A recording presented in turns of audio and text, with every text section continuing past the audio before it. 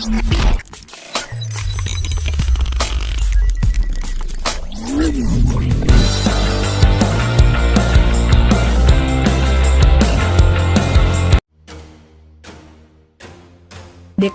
Koalisi Aksi Menyelamatkan Indonesia, kami, Jawa Barat sempat mengalami 2 kali pembatalan sepihak oleh pengelola gedung sewa. Pihak kami Jabar pun akhirnya menggelar deklarasi di sebuah rumah di kota Bandung, Senin, 7 September 2020. Kemarin Balai Sartika, Bikasoga, dipersiapkan kemudian dibatalkan. Saya tersenyum 10 kali, ujar inisiator kami Jenderal TNI, Purn, Gatot Nurmantio saat menghadiri deklarasi kami Jabar kemudian di Grang Pasundan sudah dipersiapkan, oleh Satgas Covid diberi izin, tapi kemudian di demo, ditarik lagi surat dari Satgas Covid-19.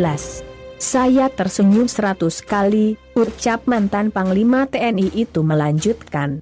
Selain itu, terjadi juga reaksi penolakan dari Aliansi Masyarakat Cipayung yang berunjuk rasa di Gedung Sate, seberang Mapolrestabes Bandung dan Hotel Grand Pasundan. Mereka menyebut deklarasi kami rawan makar dan berpotensi menjadi klaster Covid-19.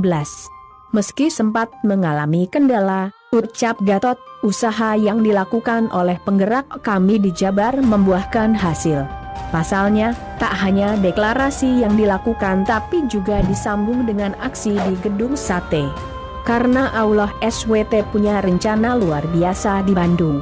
Di sini di tempat ini kita deklarasi, dan di sana bisa bersama-sama di Gedung Sate. Ini bukan rencana manusia, kita tidak boleh marah.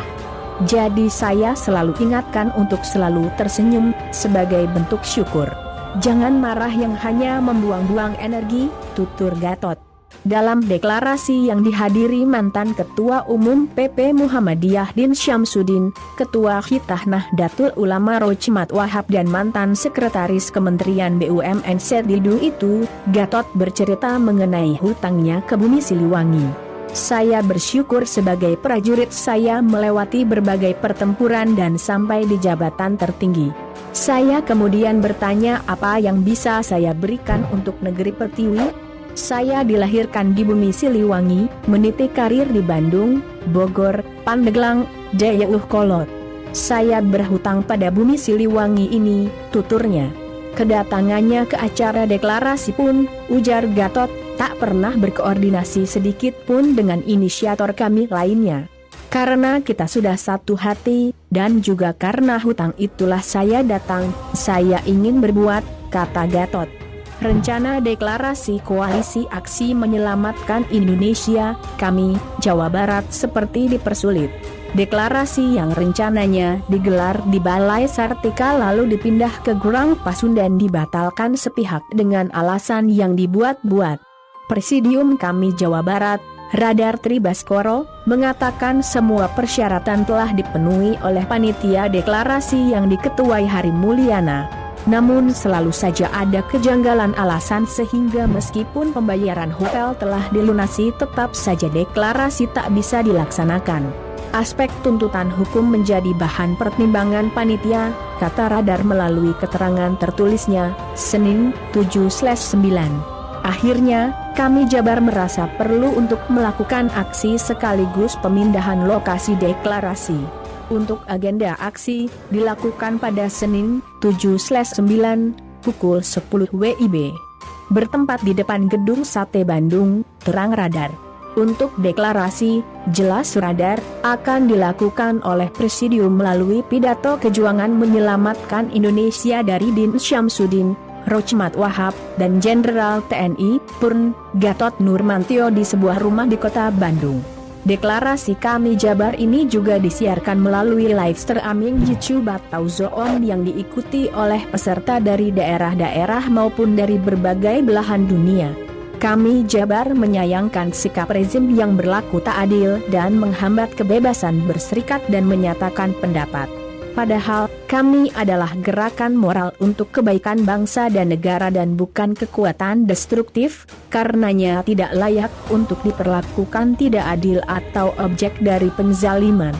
Deklarasi Koalisi Aksi Menyelamatkan Indonesia, Kami, Jawa Barat yang sedianya digelar di Gedung Serbaguna, Senin, 7/9, gagal terlaksana. Deklarasi tersebut bakal dilaksanakan di rumah salah satu anggota kami, Jumhur Hidayat. Ketua Panitia Pelaksana Deklarasi Kami Jawa Barat Hari Mulyana mengatakan pihaknya seperti dipersulit untuk menggelar acara tersebut. Pada awalnya, acara akan digelar di Gedung Balai Sartika, namun batal lantaran tak mendapat izin dari pengelola. Kemudian acara dipindah ke Grand Pasundan, tetapi kembali dibatalkan pengelola. Terjadi pembatalan sepihak kembali. Deklarasi kami dirasakan dipersulit dengan alasan yang dibuat-buat, kata Harry dalam keterangan tertulis. Harry mengaku sudah melengkapi sejumlah persyaratan yang dibutuhkan untuk menggelar acara itu.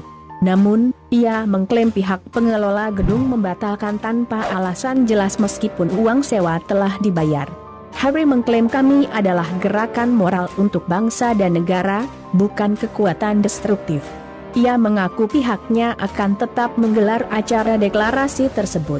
Karenanya tidak akan menyerah pada upaya-upaya penghalangan dengan alasan yang dibuat-buat tersebut, ujarnya.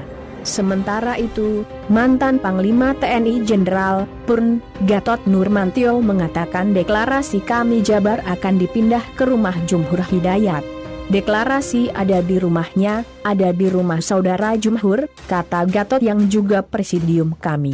Deklarasi ini akan dilakukan presidium Kami Jabar, yakni Radar Tribaskoro, M. Rizal Fadilah, Syafril Sofyan, Eri Nurbaya, dan Mayor Jenderal Purn TNI Runabiwin Kadir. Selain itu, presidium Kami Pusat juga akan memberikan pidato, mulai dari Din Syamsuddin, Rochmat Wahab, hingga Gatot Nurmantio. Mubaligh akan disertifikasi. Wacana ini berasal dari Menteri Agama. Sangat serius. Pro kontra muncul. Menegak peduli. Rencana jalan terus. MUI akan dilibatkan dalam program sertifikasi mubaligh ini. Apakah MUI setuju? MUI belum ambil keputusan. Terima tawaran untuk terlibat, atau tidak. Belum ada pernyataan resmi. Mendadak, Sekjen MUI, Anwar Abbas membuat pernyataan mengejutkan. Jika sertifikasi mubaligh ini diberlakukan, Sekjen MUI, Anwar Abbas akan mengambil sikap tegas, mundur. Anwar Abbas membuat surat pernyataan yang diposting di salah satu grup WA. Pernyataan Anwar Abbas pun viral, dan sejumlah media membicarakannya. Kenapa diposting keluar? Kenapa tidak dibicarakan hanya di internal MUI? Apakah bijak membuat pernyataan mundur dengan memviralkannya di luar MUI? Apalagi jika dikaitkan dengan keberhasilan pemerintah mengontrol partai, TNI, kepolisian, KPK, pers, kampus dan sejumlah ormas selama ini, maka sertifikasi mubaligh semakin meyakinkan adanya upaya pemerintah untuk mengontrol semua potensi kekuatan kontrol di luar pemerintah. Ulama ini benteng terakhir rakyat. Jika ulama juga dikontrol, kelarlah negara ini. Ketika kontrol umat menguat, banyak ulama yang semakin kritis dan terlibat dengan urusan politik, pemerintah merasa gak nyaman. Selalu takut dan was-was, dihantui kekhawatiran yang dibuatnya sendiri.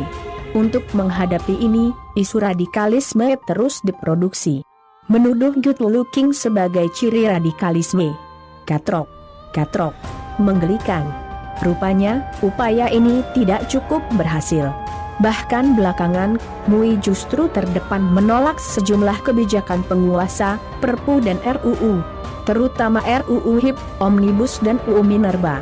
Juga meminta pembubaran BPIP.